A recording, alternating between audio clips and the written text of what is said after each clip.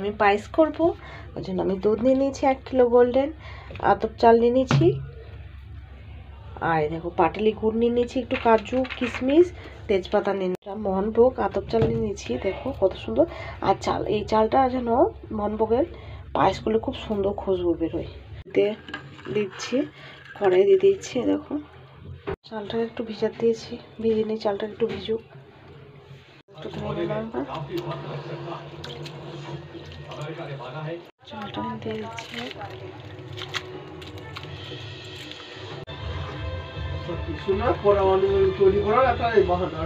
তেজপাতা দিয়ে দিলাম, কাজু কিশমিশগুলো আমি দিয়ে দিলাম, গুড়গুলো এভাবে কেটে কেটে নিয়েছি ছোটো ছোটো করে, গুড়গুলো আমি দিয়ে দিচ্ছি এবার পায়েসটাতে। আমার পায়েসটা হয়েই গেছে,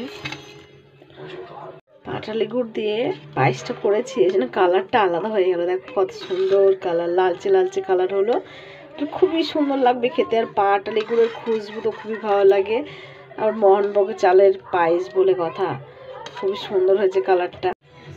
তোমার পায়েসটা এখানেই হয়ে গেল, দেখো কত সুন্দর হয়েছে কালারটা।